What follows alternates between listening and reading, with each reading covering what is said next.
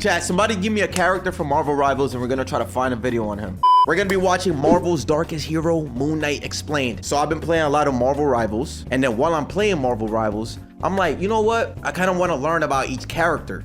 So I told my chat to pick out a character, and they went with Moon Knight. And we just so happen to have a Moon Knight main in chat. His name is just Kage, and he's throwing it back right now. Let me show you. Look at this. What is this type of behavior? Look at this. Look. Okay. There you go. Anyway, shout outs to Plot Armor Comics. We watched 2 videos from this channel before. And yeah, you know what I'm saying? We're gonna check out Moon Knight today. The spiritual and super are prone to blending well together. Oh yeah, Ghost Rider too. Isn't Ghost Rider like insanely strong? Where are the videos on him? We need him in Marvel Rivals. I think that'd be cool because, you know, he could start whipping Never mind. I don't know what. We already have Strange for that. Never mind. Together in the pages of comics. With characters exemplifying the same ideals illustrated by the deistic pantheons of generations past, it's no wonder superheroes lend themselves well to supernatural discussions. The Catholicism of those such as Daredevil and Nightcrawler, the mythology of Atlantis and Wakanda. The Marvel Universe has spirituality coursing through its veins. The modern beating heart of Marvel's heavier discourse is Mark Spector, better known to readers as Moon Knight. He looks so fire. With religious devotion in uniquely compelling ways, all the while tending to a rather volatile case of dissociative identity disorder. He is, for a lack of better— Oh, so he is crazy. What is it? Socio something disorder? Which one's that one?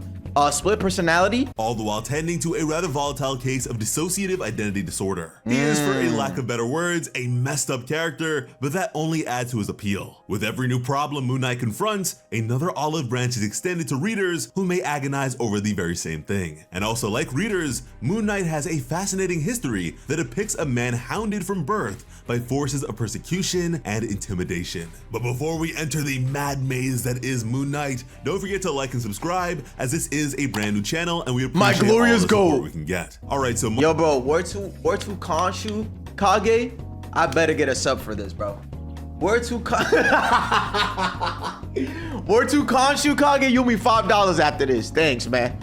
Mark Spector grows up on the poor side of Chicago, the son of Jewish Rabbi Elias Spector, who escapes Hitler's regime once it reaches Czechoslovakia. What the heck? Is this deep? His father comes home one day bearing a swastika cruelly carved into his forehead. The young boy refuses to accept his father's failure to fight back, developing a chip on his shoulder regarding bullies and oppressors. Displaying aggressive tendencies, Mark takes up boxing and is confronted by his father after a fight. In a stunning rebuke, Mark actually downs his father right there in the ring in front of hundreds of people. This is such a stunning moment that I honestly gasped when I turned to the panel. Mark's early days not only instill within readers his sense of morality, but the significance of his heritage. Being a Jewish hero allows writers to examine the unfortunate topic of anti-Semitism. Moon Knight is a Jewish hero? Wait, what? That means that Hitler's canon. And there's something going on with Jewish Israel and all that, and all right. Through Moon Knight contributing to the idea that every group of people should have a superhero to look up to. Now, perhaps Moon Knight's signature trait is his dissociative identity disorder, the mental illness that leads to his multiple personalities. The development of this disorder stems from an event in his childhood involving a family friend. Rabbi Yitz Perlman, a figure Mark considers an uncle, is secretly the former Nazi soldier and serial killer Ernst. Responsible for the creation of such horrible figures as Red Skull and Hate Monger, Ernst fled Germany once he surmised that Hitler's end was near and settled in Chicago. His synagogue had a secret room for his devilish deeds, and he is committing his crimes there one day when Mark stumbles upon the scene. The young Spectre escapes, but not before Ernst promises to return if the child ever gives up his secret. In a chilling move, Ernst vanishes afterward and is not heard from again, not even by his closest of friends. Understandably, young Mark is traumatized by this and is thus set upon his path of living with DID. Following Ernst's disappearance, DID, that's what it is. Konshu,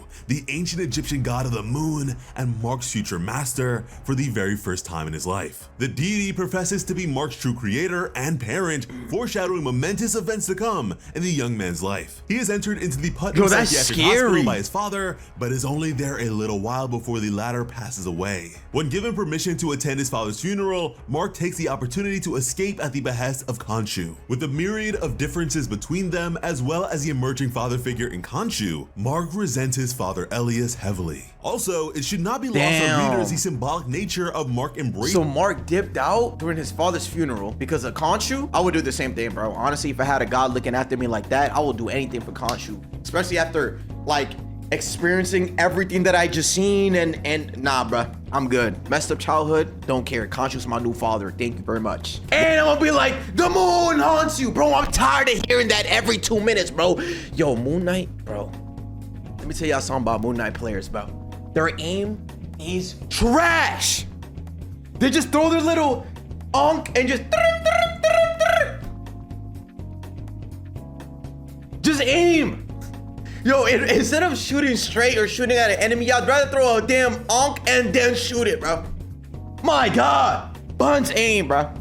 Whilst attending his old father's funeral, Konshu is the birth of a new Mark Spector. He enlists in the Marines along with his brother Randall, and they serve 3 years before Mark is dishonorably discharged due to his mental illness. After a brief stint with the CIA, he naturally moves into mercenary work along with a friend he meets in an illegal fighting ring, Frenchie Duchamp, as well as again his brother Randall. Their gun-for-hire work sends them globe-trotting to places like South America, Africa, and Europe. During an operation in Italy, Randall actually betrays Mark and murders Lisa Maloney, the woman Mark loves. What? Once again demonstrating his relatable but undeniably vengeful tendencies, Mark hunts down and seemingly kills his brother with a well-placed grenade. Continuing his run of bad luck with associates, Mark and Frenchie meet Raoul Bushman while in Egypt. Escorting an archaeological team in Sudan, Bushman massacres the majority of them and fatally wounds Mark after he stands up for Marlene Alrane, the daughter of one of the scientists. Mark is left for dead in the desert but manages to crawl to the tomb despite his injury, reaching Marlene and Frenchie even as he starts to grow weaker. His friends place him at the base of a Konshu statue, prompting a spiritual interface between Mark and the deity. Konshu proposes a resurrection, granted Mark serves the moon god. He is then restored to life and wipes out Bushman's remaining men while their leader slips away. Hell yeah! The deal and being revived, Mark would consider his encounter with Konshu a mere hallucination, which is not an uncommon thing for a dying man. What is uncommon are Mark's abilities upon being resurrected. The deity strengthens the capacity of Mark's mind, granting him resistance to telepathic attacks. Foreshadowed by his revival and reaffirmed repeatedly throughout his life, Mark is also given immortality thanks to Konshu. What? He's immortal? No, bro. That is so cool how a story like that, whatever, like makes this type of superhero.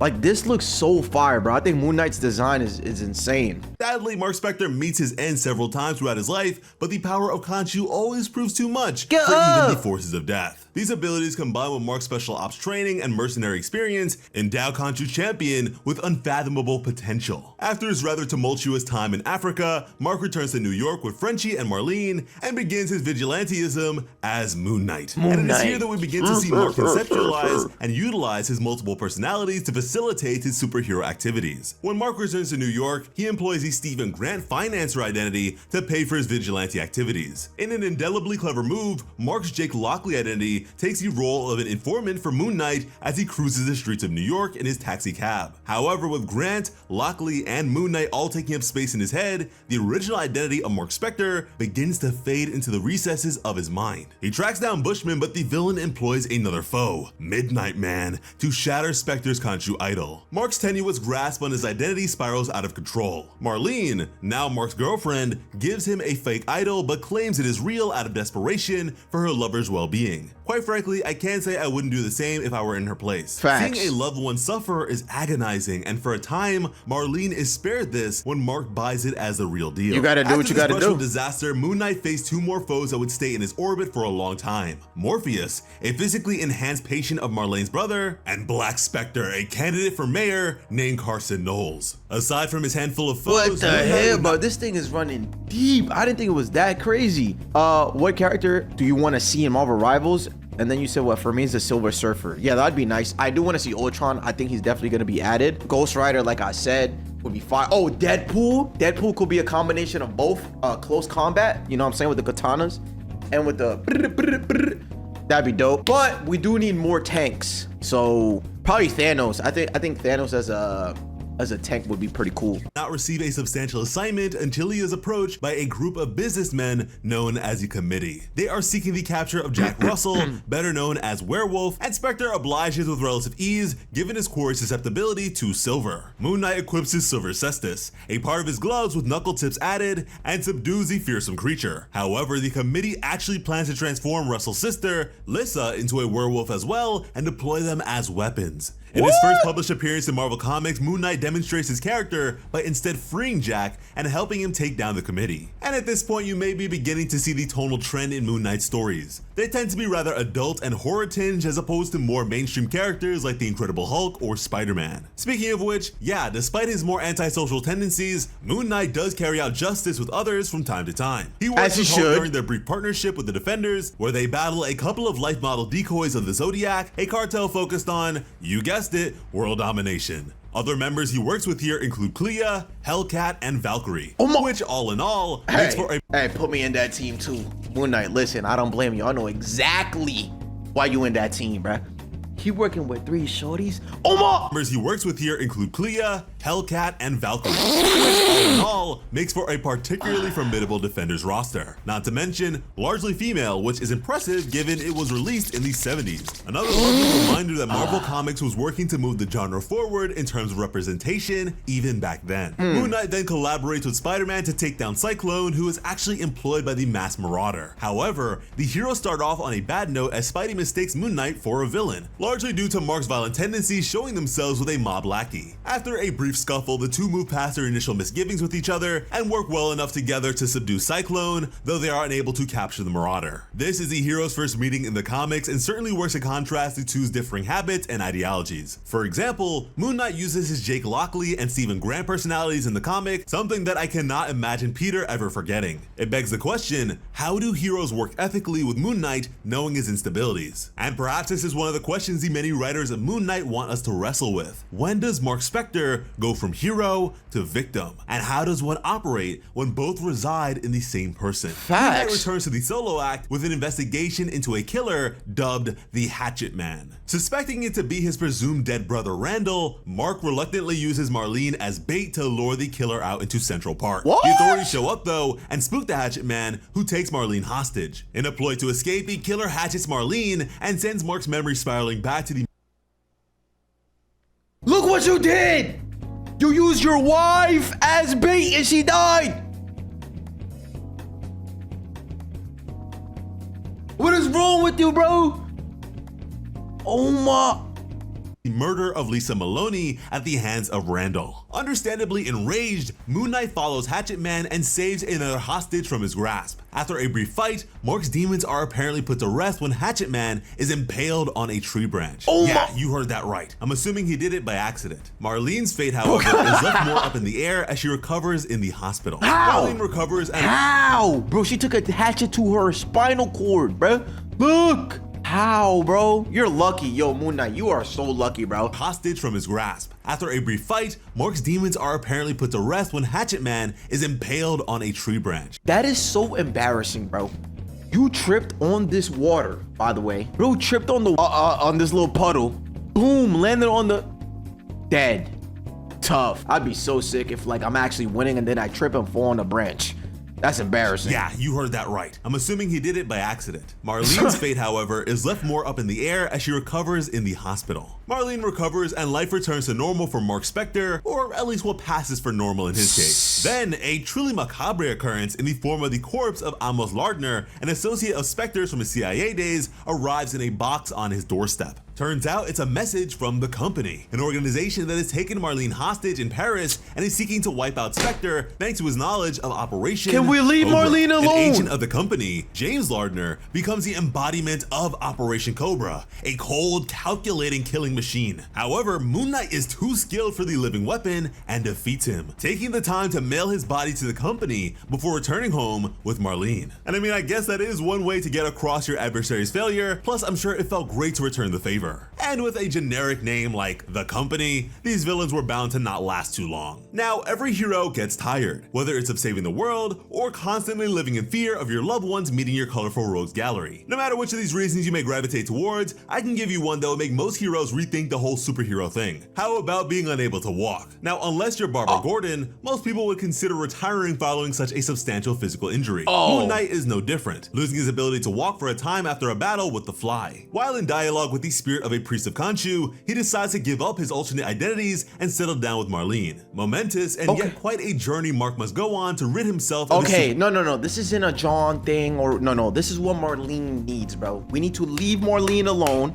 Okay, that's good that he took time off. Moon Knight went with this personality. Stay with Marlene, bro. Give her the life she deserves, and when she's ready to go, she's ready to go. Then, because you're immortal, she's dead already. You don't gotta worry about her no more, bro. Cause you doing too much. Then you go back to Moon Knight, twin. Wait, this is why Moon Knight stays alone, because he is constantly baited with people he loves. Losing your legs over a motherfucker named The Fly. Bro, versing people called Hatchet Man. Oh my god. Retirement work.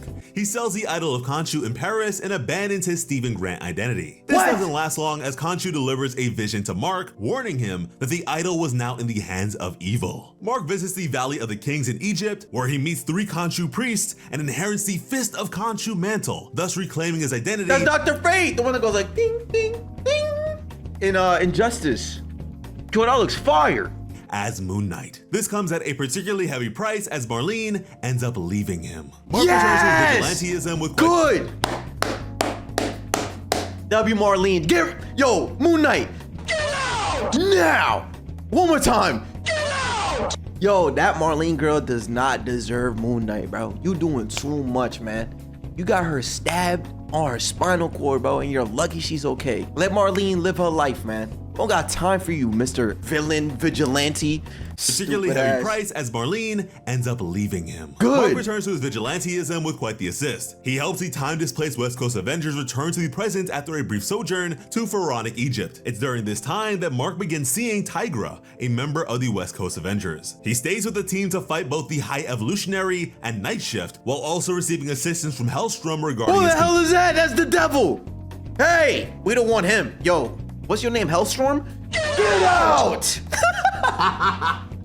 Hell nah! Both the High Evolutionary and Night Shift, while also receiving assistance from Hellstrom regarding his condition. Establishing a new normal, Konshu leaves Mark's psyche at Hellstrom's urging, giving Moon Knight complete control over his thoughts. It's striking that Konshu is portrayed much like the religious figures of the traditional faiths, influencing followers in subtle ways and effectively residing within the psyche of his adherents. There comes a time in just about every superhero's life that they must take on an heir to their legacy, a sidekick if you will. Moon Knight is no different, though he admittedly finds his in a strange place. The son of his old foe, Midnight Man, Jeff Wild, approaches Spectre after fighting injustice as the hero's right-hand man, Midnight. However, this partnership would end in tragedy when Midnight was killed during the events of Secret Empire. Moon Knight, now without a sidekick, must go up against some of his most capable opponents yet, in the form of Shadow Knight and Moonshade. The former is Mark's long-lost brother Randall, while the latter is a doppelganger of Moon Knight. Calling upon his allies once more, Mark defeats Shadow Knight with the aid of the Punisher and overcomes Moonshade on his own. Mark Spector's history with Konshu: Judge, jury, executioner. Brrr.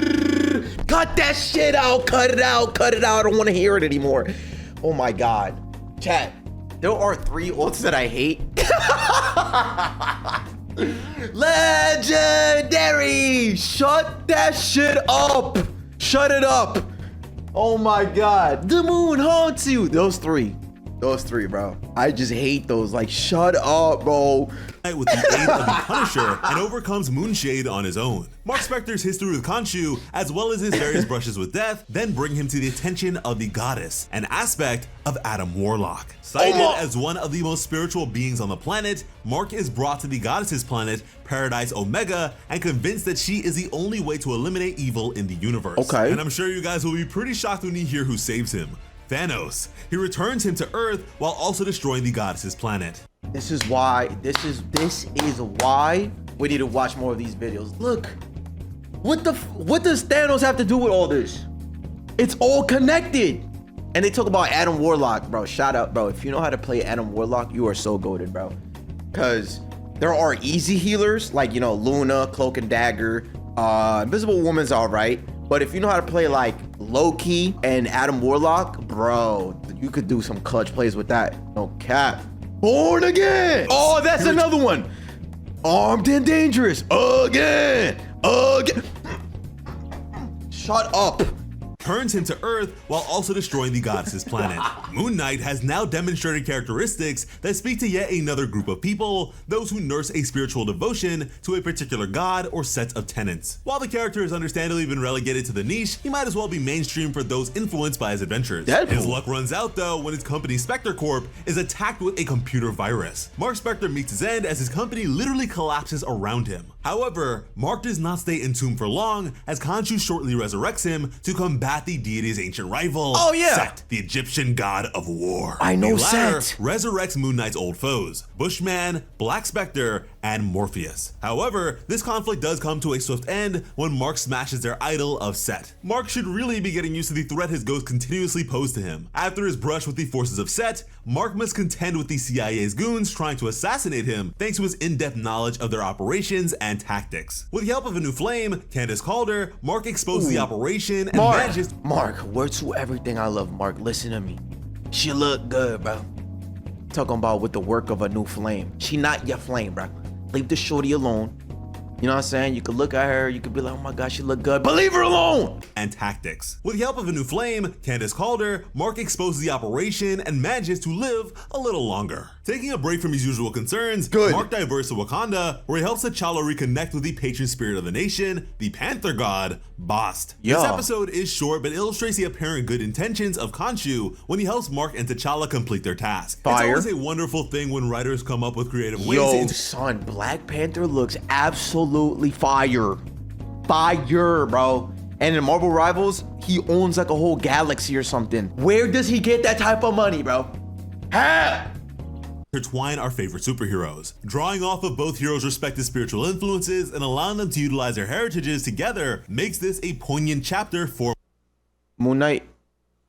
Oh, okay, never mind. I thought he was holding Black Panther by his like cape or something. Like, good dog, good boy, son. Mark. That was gonna piss me off. Inspired by his time with the heroic T'Challa, Mark actively funds a new iteration of the Marvel Knights. The group operates for a brief period before its headquarters are destroyed by the villainous Maximilian Zaran. Crushed by this defeat, Mark retires from his vigilantism once again. Bushman reappears, but is quickly killed off by Spectre, with the latter carving off his nemesis's face afterward. However, the entire thing is orchestrated by a new committee, the inaugural foes of Moon Knight from his debut appearance. During this time, Frenchie comes out of the closet to Mark and is savagely beaten by an eavesdropping assailant. Mark decides to track down this man.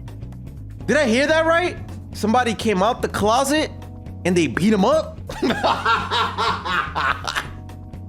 He said, came out the closet, said, I'm gay. Yo, what? And then they beat him up? What?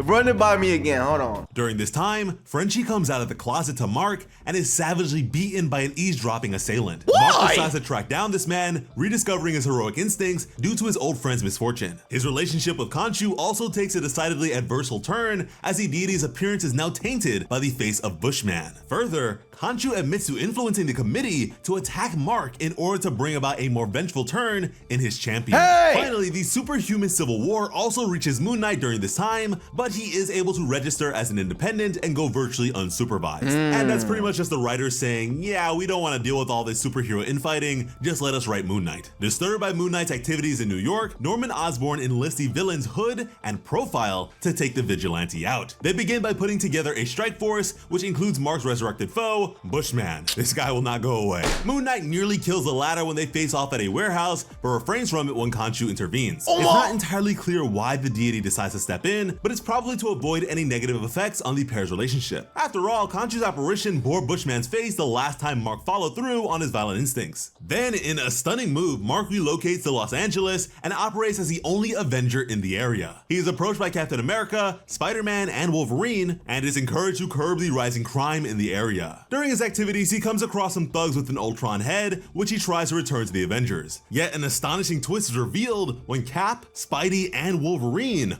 are shown to be hallucinations Nations, embodiments of Mark's new emerging identities. What the As a fan of hell? Wolverine, I Yo, particularly this man's losing his mind. What is this? No, don't tell me that in his head he thinks he's Spider-Man and can actually do that. But anyways, yeah, I like to hear about this because like I said, it kind of shows how they can all be connected and stuff. Also, we need Wolverine in Secret Wars. Thank you. the Nations, embodiments of Mark's new emerging identities. As a fan of Wolverine, I particularly enjoy it when this identity takes over once a new enemy, Count Nefaria, murders Mark's on-again, off-again flame, Echo. Paying tribute to Wolverine to an entirely different character is an impressive feat, and the writers managed to convey the angsty, bitter rage that boils beneath Logan's cool surface. The Ultron head is eventually given to Tony Stark, whom Mark bases another identity of his off of. Understandably, the moral identity that develops within him is modeled after the late Echo. Abandoning his traumatic surroundings in LA, Mark returns to New York and actually begins trying to go straight. He develops a new, more professional persona in the form of Mr. Knight, who interacts with— Okay, that was my other question. Why do I always see them like in a different fit? And then that's why. Okay, he's trying to develop a new persona or something. Also, word of advice, Mr. Mark, Mr. Moon Knight. Two things. One, stop getting into a relationship, bro. Number two, get out of New York. There's nothing good in New York, bro. All right, anyways, Mr. Knight, what you got going on, man? To go straight. He develops a new, more professional persona in the form of Mr. Knight, who interacts with NYPD Detective Flint. Mark faces an unforeseen challenge in the form of a psychiatrist, Elisa Warsame, attempting to extract Konshu from his psyche and take the mantle for herself. What? She succeeds and carries a deity within her mind before he ends up returning to Mark. I mean, who does she think she is? Nah, bro, if I wake up from that, she's getting a buy one, get one free, bro. I do not know who, bro. Who does she think she is, bro? This is why you gotta leave New York. Everybody here is so grimy and shit. She succeeds and carries a deity within her mind before he ends up returning to Mark. I mean, can you guys imagine someone like Dr. Phil being the villain of a superhero story? Although perhaps it would be the first daytime superhero soap opera. Mark finds himself in a familiar setting, a mental hospital, this time sent there by Konshu. However, things are not as they seem, as it is revealed that this is actually an illusion, an exercise by Konshu to help Mark gain complete control over his multiple personalities. What? The God's experiment works, and for the first time in a long time, Mark is assuredly in the driver's seat. The stakes escalate for Moon Knight when it is revealed that he and Marlene actually have a child together. Yes! Beatrice, who is kidnapped by Sun King, the avatar of Amon-Ra, the ancient chief Egyptian god, and Bushman. Pursuing the villain's base at Yo, Bushman, oh my. Yo, I'm getting tight, bro. Yo, bro, Bushman has been around since 1945, bro. Yo, Bushman, do me a favor. Get out! Leave, bro. Leave him alone. Yo. Is Ra, he overcomes Sun King in a battle of spirits and takes the god's followers for himself. However, a shocking twist is revealed when Ernst, the long-lost family friend, who is the catalyst for Mark's development of dissociative identity disorder— Nobody cares, bro. Listen to me. It's always, every time you're up, here comes your family. Yo, you remember me, bro? I used to change your diapers. Yo, bro, you remember me, bro? I'm the one that gave you PTSD, so now you got Konshu on you. Shut up. Nobody wants you here, bro. Talking about courtesy of your uncle. Yo, Unc.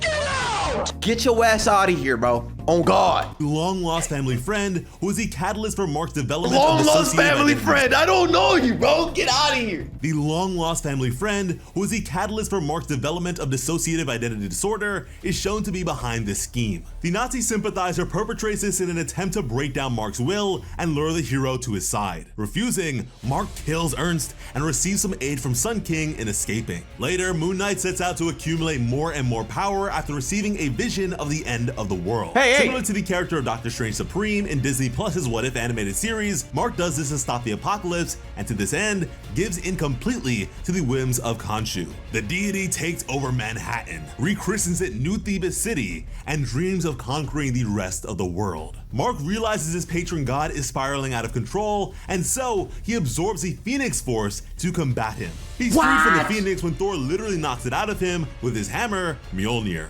And I gotta say, when I saw this on the page, I laughed out loud at how comic booky this solution was. It was awesome. Then, a new status quo for the Moon Knight. He returns to Manhattan free of Konshu's influence and establishes a congregation by the name of Midnight Mission, which is a homage to his sidekick of years past. He claims a portion of the city as his own, and now, upon the moon settling in amongst the stars, the residents of Manhattan can glimpse the ghostly figure of their troubled protector by its light, the Moon Knight. Mark Spector has a troubled history. Oh, so now he's officially the Moon Knight. The suit costs more than your salary. Fun. Yo. Okay, now that's cool. Okay, so now this is like peak Moon Knight, right? Like he's free from Konshu. He has one personality. It's him right now. He's him. Okay, this is the juicy stuff. I like this. But hold on though. I kind of want to go back because I saw a little panel where he did something with Thor or something. Right here. You have wielded this hammer for hundreds of years and you still don't know what it is. What in the name of the gods? And he just stopped it or something. And then he blinged it out. Later, Moon Knight sets out to accumulate more and more power after receiving a vision of the end of the world. Similar to the character of Doctor Strange Supreme in Disney Plus's What If animated series, Mark does this that's Konshu, okay. to stop the apocalypse, and to this end, bro, you see bro blinged out the Mjolnir, bro. That's funny. Yo, Konshu's crazy, man. What's wrong with him? And dreams of conquering the rest of the world. Mark realizes his patron god is spiraling out of control, and so he absorbs the Phoenix Force to combat him. He's freed from the Phoenix when Thor literally knocks it out of him with his hammer, Mjolnir. And I gotta say, when I saw this on the page, I laughed out loud at how comic booky this solution was. It was awesome. Then, a new status quo for the Moon Knight. He returns to Manhattan free of Konshu's influence and establishes a congregation by the name of Midnight Mission, which is a homage Alright, thank to you, his Clipsy. I will check it out. past. He claims a portion of the city as his own, and now, upon the moon settling in amongst the stars, the residents of Manhattan can glimpse the ghostly figure of their troubled protector by its light, the Moon Knight. Mark Spector has a troubled history, but one that can nevertheless serve as an inspiring work of character development, overcoming disability, and choosing a code of morality over simply inheriting one. Moon Knight is firmly cemented in the realm of the supernatural, thanks to the influence of Konshu, but can speak to fans outside of that narrow circle. Oh, Century! I am particularly fascinated by the character's perpetual war within himself, referring to his mental illness. Moon Knight poses an imperative question: can one be mentally unwell and beneficial to society? And the answer is by yes. virtue of principle and Moon Knight's demonstration. Technically, Sentry's like that too. He battles, his biggest battle is himself, technically. And yeah, I mean, at the end of the day, they're both doing what they gotta do. Yo! Demonstration is a resounding yes. The spiritual and the super certainly Look go well at him! together, but Moon Knight's history gives us another great pairing, that of the suffering and the super. Let us know in the comments below what you think about Moon Knight or a character that you'd like to see us cover next. Thank you all so much for watching and have an awesome day. My god, he's so cool, bro. Nah, Moon Knight looks so cool, bro. I love his design. His story actually like caught me off guard. I did not know it went back then to the you know, Hitler era and stuff like that, but that was pretty cool. All right, let me read the comments though. Random villain, we're gonna mess with MK. Bushman, say no more, I'm in. Literally, he's in every mission, every year, every minute, like he's just there. Mjolnir is basically made of moon stuff, and that's why it was an effective way to knock sense into him. I see. To be honest, I've never even heard of Moon Knight before the trailer, so learning about him on YouTube, and with this video, I'm hyped for this hero. For me, it's actually the other way around. I've heard about him, yeah, from the show, and obviously the game, and stuff like that, and I've seen a couple comic videos that mention Moon Knight, but I didn't know his backstory, so I guess, you know, it's so amazing to see a character with DID be something more than a goofy villain. True, and his design looks fire, and even Konshu's design, like, yeah, that's so tough. And his whole story is just him like struggling, man, but poor Marlene. Anyways, that was a dope video.